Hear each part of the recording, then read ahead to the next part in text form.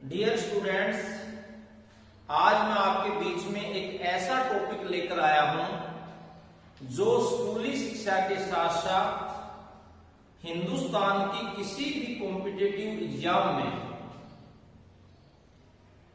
बहुत अधिक प्रश्न पूछे जाते हैं। ऐसी कोई भी परीक्षा नहीं है जिसमें इस टॉपिक से 5 या 6 क्वेश्चन ना पूछे जाए। तो आइए आज का टॉपिक शुरू करते हैं। आज के टॉपिक का नाम है नरेशन। शुरू करने से पहले हम जानेंगे कि नरेशन होता क्या है। नरेशन नरेट शब्द से बना है जिसका अर्थ है कहना। अर्थात कोई भी बात कही जाती है, उस बात को कहने के 2 ढंग होते हैं। एक को हम डायरेक्ट स्पीच कहते हैं और दूसरे को इनडायरेक्ट स्पीच कहते हैं।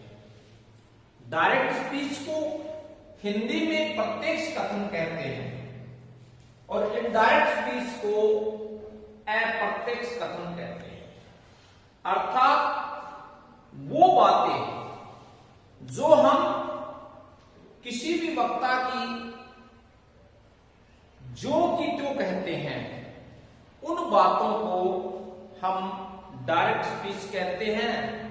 किसी वक्ता की बातों को किसी तीसरे व्यक्ति के सामने अपने ढंग से शो करना या बताना इनडायरेक्ट स्पीच कहते हैं। राइट। अब आते हैं कि डायरेक्ट स्पीच का सेंटेंस की क्या पहचान होती है और इनडायरेक्ट स्पीच की क्या पहचान होती है। देखिए, जो सेंटेंस इन्वर्टेड कोमा में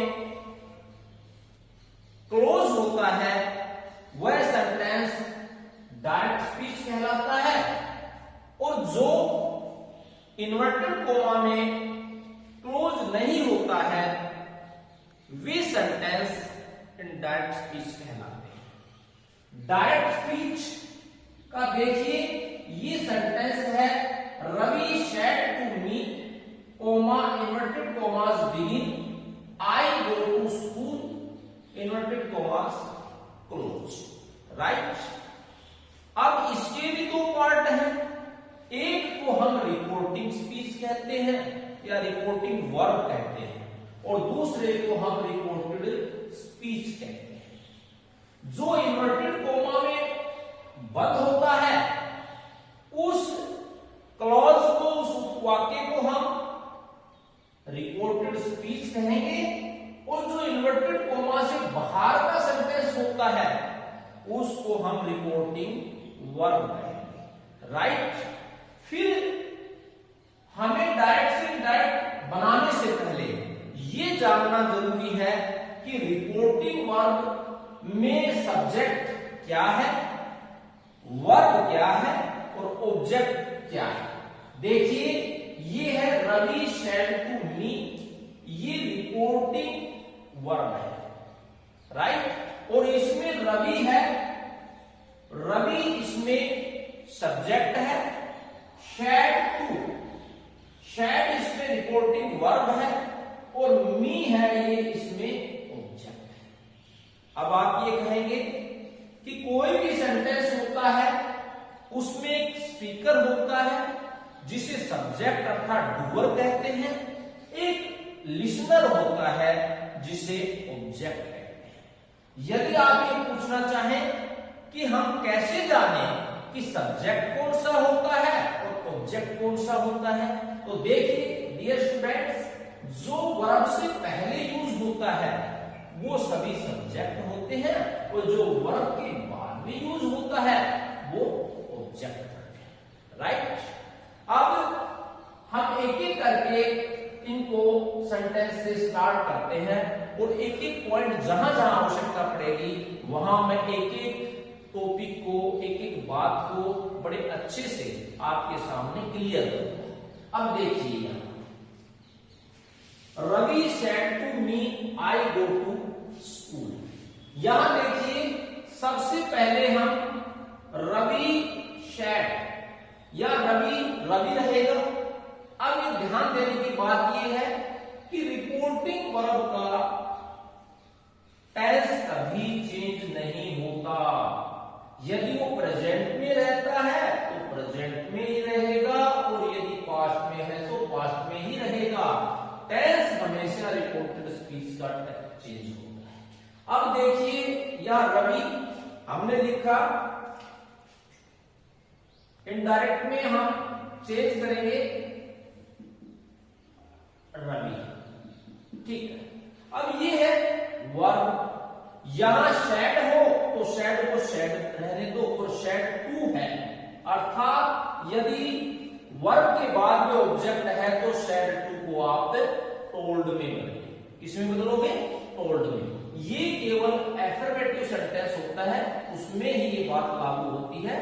शेड है तो शेड रहने दो, और शेड टू को टोल्ड में।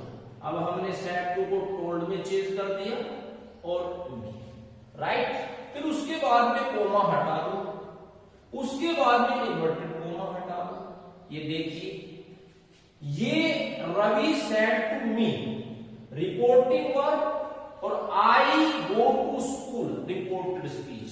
ये दो क्लोज हैं, और दो क्लोज को जोड़ने के लिए कोई न कोई कंजक्शन कनेक्टर वर्ड की जरूरत पड़ती है। जैसे एक हम एग्जांपल लें, रेलगाड़ी है।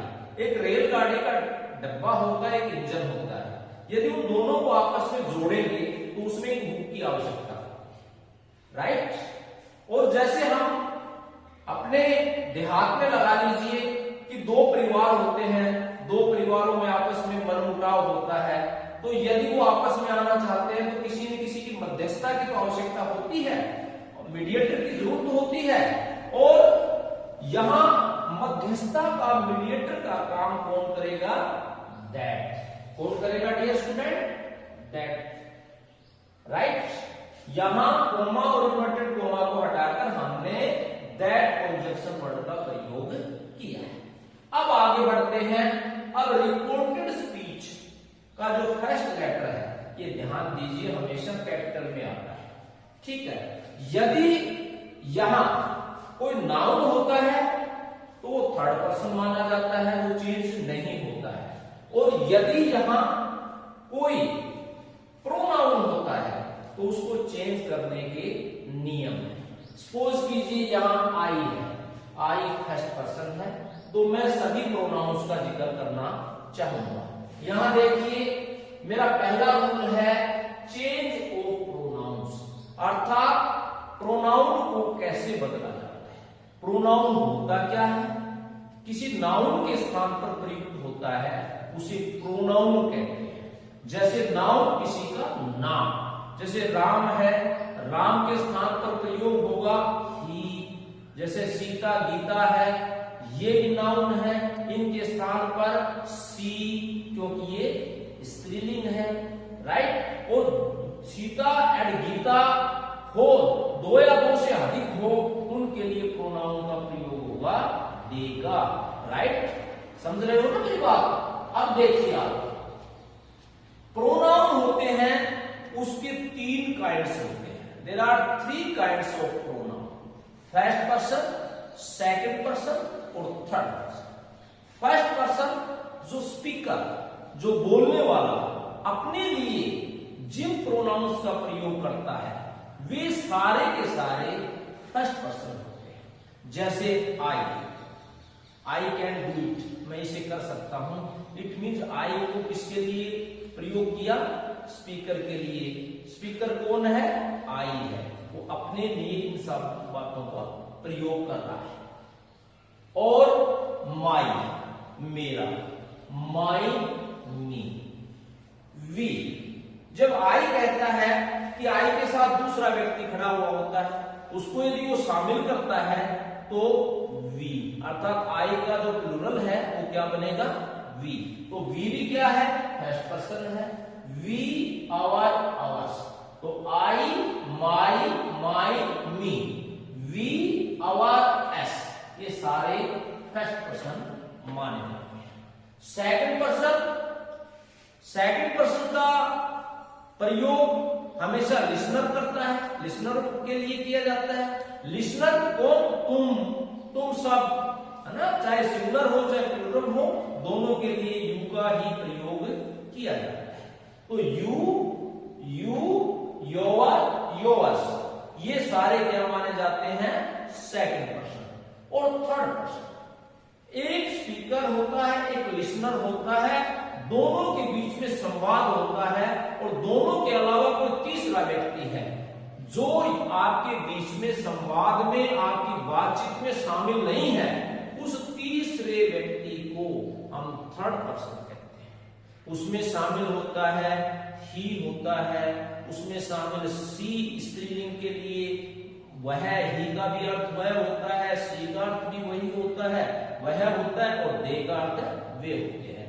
ये सारे थर्ड पर्सन अर्थात तीसरे व्यक्ति के लिए, अन्य व्यक्तियों के लिए प्रयोग किए जाते हैं। जैसे ही, his, him, she, her, hers, they, there, them, it, its, it. अब जानकारी के लिए बता दूं, आई सब्जेक्टिव केस है, मी ऑब्जेक्टिव केस है, माई यहाँ पॉजेसिव है, ठीक है, यहाँ वी है, ये प्लूरल है, ये सब्जेक्टिव केस है, और एस है वो आपका क्या माना जाएगा? एस है वो माना जाएगा ऑब्जेक्टिव केस, और आवर है ये पॉजेसिव है, राइट।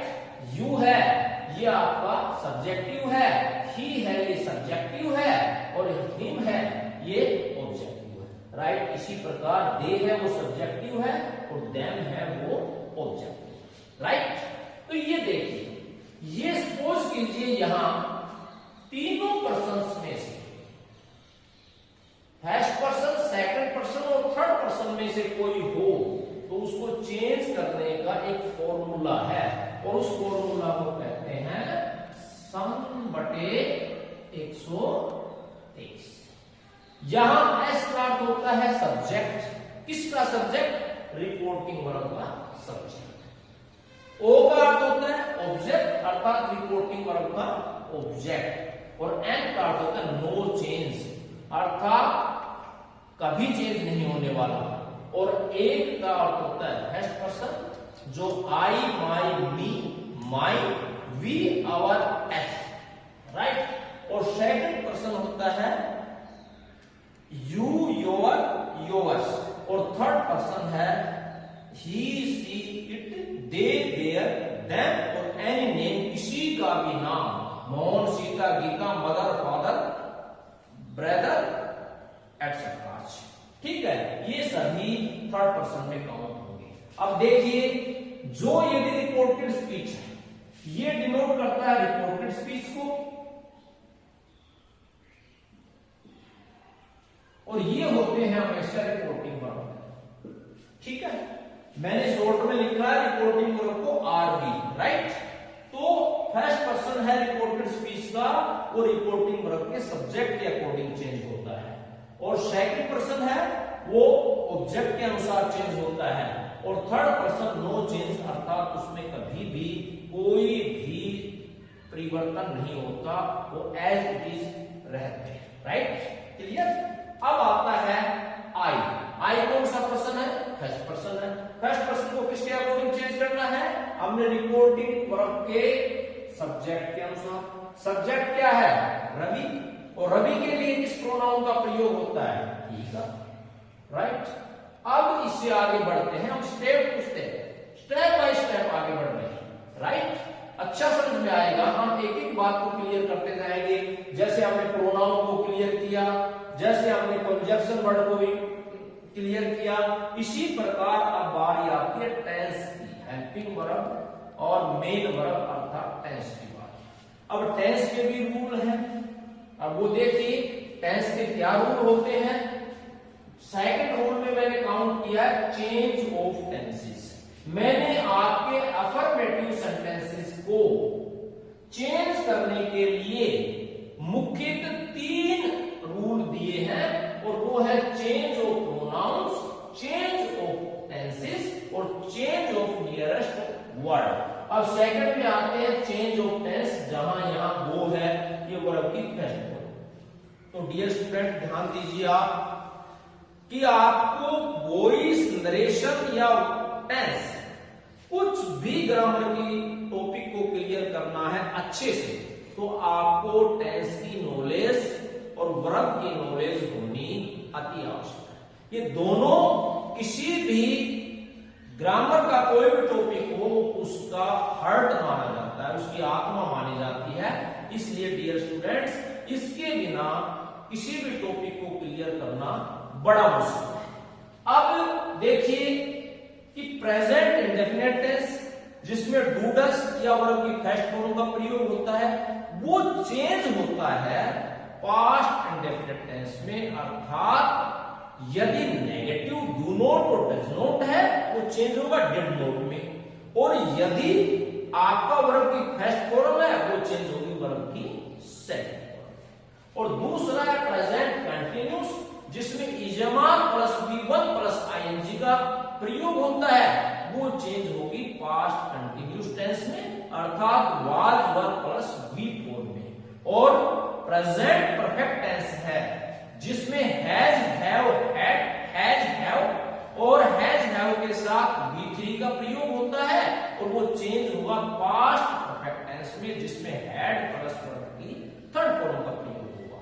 और अगला है प्रेजेंट परफेक्ट कंटिन्यूस टेंस जिसमें dear student has have plus been plus V4 का प्रयोग होता है, और वो चेंज होगा आपका पास्ट परफेक्ट कंटिन्यूस टेंस में जिसमें past had been plus V4 का प्रयोग होता है। एक बात ध्यान रखिए, मैं आपको एक ट्रिक दे रहा हूं। यदि किसी भी टेंस के सामने प्रेजेंट लिखा हुआ है वो सारे पास्ट में चेंज होगा। प्रेजेंट इंडेफिनिट टेंस है वो पास्ट इंडेफिनिट टेंस में, प्रेजेंट कंटिन्यूस है वो पास्ट कंटिन्यूस में, प्रेजेंट परफेक्ट टेंस है वो पास्ट परफेक्ट टेंस में, प्रेजेंट परफेक्ट कंटिन्यूस टेंस है वो पास्ट परफेक्ट कंटिन्यूस में। क्लियर? ये बात आप अच्छे ध्यान रखिए। अगला रूल है प्रेजेंट पास्ट इंडेफिनिट टेंस जिसमें नेगेटिव में डिड नॉट प्लस V1 का प्रयोग होता है, और सिंपल सेंटेंस में अफर्मेटिव सेंटेंस में V2 का प्रयोग होता है, वो चेंज होगा हैड प्लस V3 में।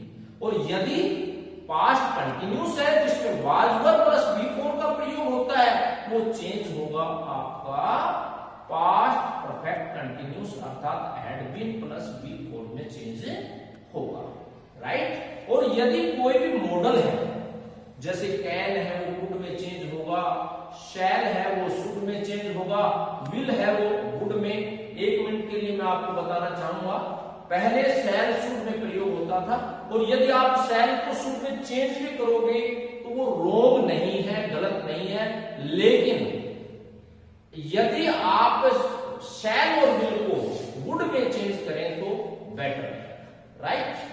और मे को माइट में चेंज करोगे, और यदि आपका could, should, would, must, use to, और टू हो वो कभी चेंज नहीं होंगे, वो सेम रहेंगे। क्लियर? तो ये थी टेंस के बारे में। अब हम यहां बढ़ते हैं, हमारा गो है। गो वर्ब की कौन सी फॉर्म है? फर्स्ट फॉर्म है, जिसका कहां प्रयोग किया जाता है? प्रेजेंट इंडेफिनिट टेंस में। और प्रेजेंट इंडेफिनिट टेंस किस में चेंज होती है? पास्ट इंडेफिनिट टेंस में, वर्ब की सेकंड फॉर्म में। तो वो किस में चेंज हो जाएगा? वेंट में, वेंट टू स्कूल। और यहां भी इन्वर्टेड कोमा रिमूव हो जाएगा, अर्थात डायरेक्ट स्पीच में किसी भी प्रकार का सेंटेंस हो, चाहे वो इंटरोगेटिव हो चाहे ऑब्जेक्टिव हो, सारे के सारे आपने सिंपल सेंटेंस में चेंज करने हैं और अंत में फुल स्टॉप लगाना है। अब इसी प्रकार हम आगे बढ़ते हैं। Pankaj said to me, coma inverted commas begin, they went to Jaipur yesterday। तो इसको हम चेंज करेंगे, देखिए उसी रूल से। पंकज said to किस में चेंज होगा? टोल्ड में, मी, फिर हम कोमा को हटाएंगे और कंजक्शन वर्ड किसका प्रयोग करेंगे? दैट का, क्योंकि हमारा सेंटेंस है वो अफर्मेटिव है। अब आते हैं दे।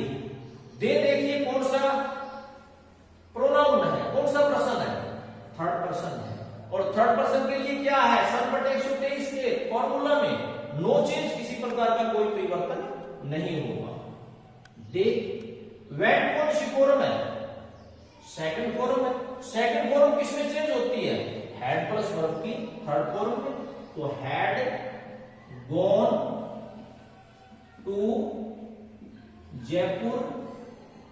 अब आते हैं यस्टरडे। ये यस्टरडे है, हमारे दो रूल क्लियर हो चुके हैं, अब तीसरे रूल की ओर बढ़ रहे हैं। यस्टरडे हमारा नियरेस्ट वर्ड्स में शामिल है।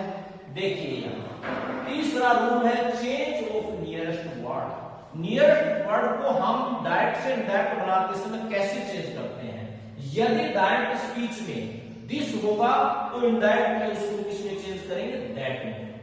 और दीज होगा दोज में, हेयर देयर में, नाउ देन में, जस्ट देन में, एगो बिफोर में, कम हेयर गो देयर में, टुडे दैट डे में, टू नाइट दैट नाइट में, दस सो में, यस्टरडे द प्रीवियस डे में, और लास्ट ईयर हो, लास्ट डे हो, लास्ट नाइट हो। इसी प्रकार ये द प्रीवियस ईयर डे और नाइट में चेंज हो जाएगा। इसी प्रकार नेक्स्ट डे है द फॉलोइंग डे में, और टुमारो है द नेक्स्ट डे में। राइट, इस प्रकार से चेंज होंगे। तो ये तीनों रूल हैं, आप अच्छे से इसका स्क्रीनशॉट लेकर आप अच्छे से इसको याद कर सकते हैं। यदि चाहे तो आप इसका स्क्रीनशॉट ले सकते हैं। क्लियर? अब आते हैं, अब यही देखिए हम step by step, step to step चलेंगे, स्टेप बाय स्टेप चलेंगे तो मजा आएगा ना कि हम एक एक बात को क्लियर करते जा रहे हैं। अब यस्टरडे आ गए। यस्टरडे में देखिए, यस्टरडे को किसमें चेंज करते हैं? The previous day. राइट, तो देखिए द प्रीवियस डे, और अंत में इन्वर्टेड कॉमा को रिमूव करके अंत में हम फुल स्टॉप का प्रयोग करेंगे। अब बढ़ते हैं रूल टाइप नंबर 3 और सेंटेंस 3 की ओर। अंजलि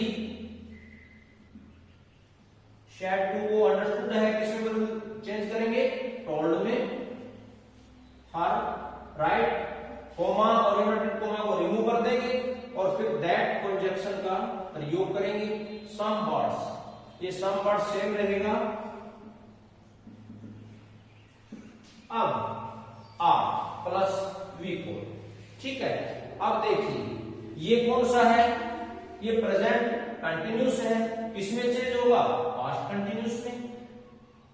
जब आप किसमें चेंज होता है? वाज वर्ब में। तो यहां वर्ड्स है प्लूरल है, प्लूरल के साथ वाज का प्रयोग होगा, वर्ब का, वर्ब का। राइट, तो verb flying in the sky, बहुत इजी है, बहुत इजी है।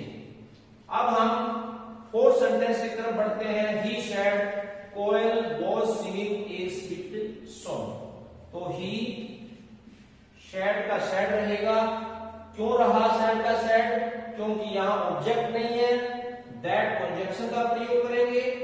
कोयल was singing, ये वो सिंगिंग है, ये पास्ट कंटिन्यूस का टेंस है, ये चेंज हो जाएगा पास्ट परफेक्ट कंटिन्यूस में, अर्थात हैड बीन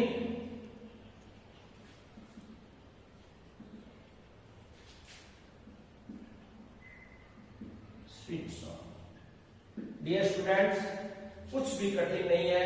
यदि आपके पास जोश और जुनून है तो आप कठिन से कठिन चीज को भी आसानी से सोल्व कर सकते हैं। राइट, अब देखिए कितने इजी लग रहे हैं। यदि आप हमारे स्टेप बाय स्टेप चल रहे हैं तो सारा सब कुछ सरल होता जा रहा है, इजी होता जा रहा है। अब है सीता टोल्ड राम दैट। अब देखिए यू कौन सा पर्सन है? सेकंड पर्सन है। सेकंड पर्सन सम 123 के अकॉर्डिंग किसमें चेंज होगा?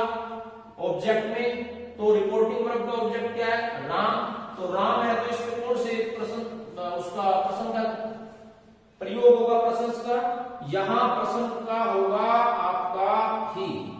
राइट, कैन किसमें चेंज होता है? वुड में चेंज होगा।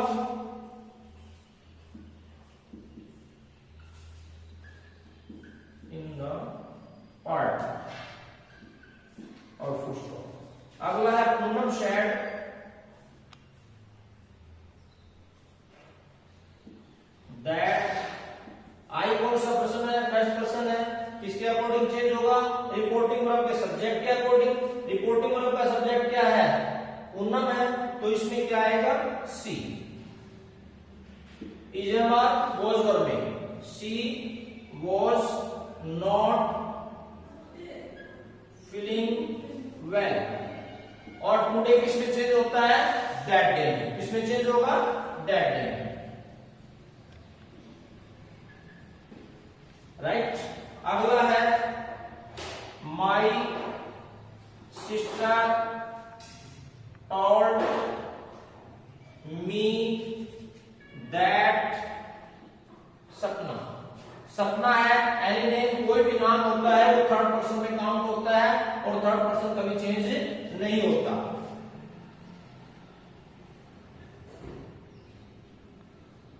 सपना वॉज ए सिंगर। यहां सस्पेंस आ गया आपके मन में कि सर ऊपर वाले सेंटेंसेस में वाज वर्ब को हैड बीन पे चेंज कर रहे थे, यहां क्यों चेंज नहीं किया? तो डियर स्टूडेंट्स, एक नई बात आपको बता रहा हूं, ध्यान दीजिए आप। यदि वॉज वर्ब के साथ कोई वर्ब नहीं है, वॉज वर्ब के साथ कोई वर्ब नहीं है, तो डायरेक्ट से इनडायरेक्ट बनाते समय वो चेंज नहीं होगी। देखिए जैसे सपना, सपना वॉज ए सिंगर, तो यहां कोई वर्ब नहीं है। यदि ये होता कि सपना वॉज सिंगिंग ए सॉन्ग, तो सिंग है वहां वर्ब आ जाती, उसको हैड बीन प्लस बिफोर में चेंज करते, यहां चेंज नहीं करेंगे। तो हमेशा ये बात ध्यान में रखें, वॉज वर्ब के साथ यदि वॉज वर्ब के बाद में यदि किसी प्रकार की वर्ब नहीं है तो आप उसको हैड बीन प्लस बिफोर में चेंज नहीं करोगे, उसको एज इट इज का, ठीक है, जैसा है वैसा ही रखेंगे। राइट। अब है यहां एक अपवाद और है, Harsh said comma inverted commas begin this is my wife. यहां भी देखिए इसका यदि हम चेंज करना चाहेंगे तो चेंज होगा Harsh said that this was his wife. ये अंडरस्टूड है कि माई है वो फर्स्ट पर्सन था, वो हमने हर्ष के अकॉर्डिंग चेंज किया, और यहां हिज वाइफ, हिज है पॉजेसिव। पॉजेसिव क्या होता है? अधिकार सूचक। ऐसा कोई भी प्रोनाउन जिसके साथ किसी न किसी नाउन का प्रयोग किया जाता है, ऐसे सभी प्रोनाउन पॉजेसिव कहलाते हैं, वो उनके ऊपर अधिकार होते हैं। अब देखिए जब ये तीन प्रोनाउंस हैं दिस, हेयर और नाउ, इसका प्रयोग कोई भी ऐसी वस्तु और स्थान के लिए प्रयोग किए जाते हैं जो आपके सामने है, बिल्कुल बोलते समय बिल्कुल सामने हो, उनको कभी भी डायरेक्ट से इनडायरेक्ट बनाते समय चेंज नहीं करना चाहिए। देखिए जैसे हर्ष सैड, हर्ष ने कहा दिस इज माई बाइक, यह मेरी बाइक है, अर्थात जब हम इसकी बोल रहे हैं तो जिसके बारे में हम जिक्र कर रहे हैं वो बिल्कुल हमारे नियरेस्ट सामने है, हमारी आंखों के सामने है। तो ऐसे में दिस और हेयर और नाउ को हम चेंज नहीं करेंगे, उसको जो करते हो रखेंगे। राइट। अगला है जैसे सी सैड, तो इसको चेंज करेंगे she said that here was her pet, ठीक है ना। तो इसको भी हमने चेंज नहीं किया, तो इस बात को आप अच्छे से ध्यान रखेंगे। डियर स्टूडेंट्स, काफी हो गया। आज हमने केवल 3 रूल्स के साथ हमने नरेशन के टॉपिक को क्लियर किया, और इसमें हमने केवल आज अफर्मेटिव सेंटेंस को लिया है। आगे हम एक एक करके रिपोर्टिंग वर्ब प्रेजेंट और फ्यूचर टेंस में हो, या बहुत सारी यूनिवर्सल ट्रुथ की हो, हिस्टोरिकल फैक्ट की हो, कोई भी आदत वाली बात हो, हैबिचुअल फैक्ट्री हो, तो उनको चेंज करना स्टेप बाय स्टेप आगे बताते रहेंगे। आज बस इतना ही। मैं उम्मीद करता हूं कि यह टॉपिक बड़े अच्छे से आपको समझ में आ गया। समय लगा है क्योंकि आप सब के लिए मैं चाहता हूं मेरी क्लास में कोई भी बच्चा रट्टे न लगाए, बल्कि एक एक कॉन्सेप्ट को अच्छे से समझे। और इसी उम्मीद के साथ आपके उज्जवल भविष्य की कामना करते हुए बेस्ट ऑफ